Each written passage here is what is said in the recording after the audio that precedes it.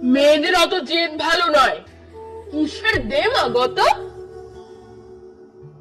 মেয়েরা একটু শান্তই ভালো, লক্ষ্মী দেবীর মতো। সব খাওয়া শেখ, কদিন পরেই পরের বাড়ি যাবি। তখন এত নাক শীতকালে কি দিয়ে ভাত খাবি? পা ছড়িয়ে খাচ্ছিস বসে? তোর গায়ে বিয়ে হবে। এ মা, তোর শ্যামলা যে রং, পাত্র পাওয়া যাবে? মুখের ওপর তর্ক করিস? এত ডাকাবুক্কু কেন? মেয়ে তো নয়, একেবারে ধনী লঙ্কাটি জানো। এসব কথা আমরা মেয়েরা প্রায় সকলেই থাকি শুনি।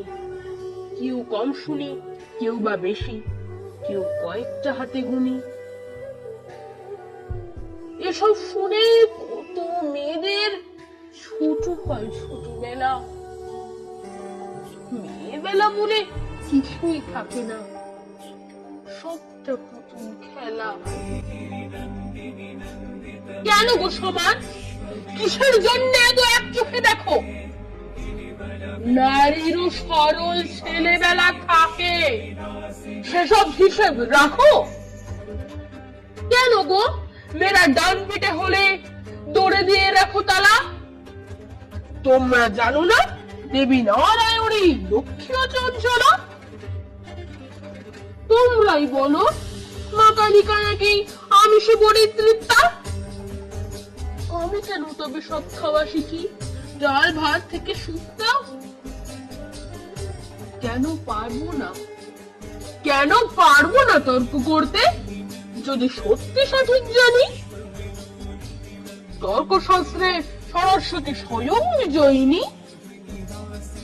ডাকাবুকো যদি না হতো দুর্গা, অসুর নিধন হতো। সাধারণ মেয়ে সাহসী হলেই ধানী লঙ্কার মতো। অনেক হয়েছে, ছাড়ো সে সমাজ, এক চোখামিটা ছাড়ো।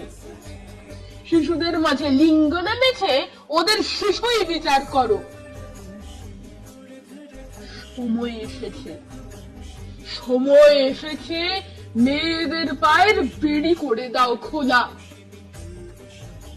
এরপর থেকে নারীদেরও থাক অবাধ্য মেয়েবেলা। এরপর থেকে আমাদেরও থাক অবাধ্য মেয়েবেলা।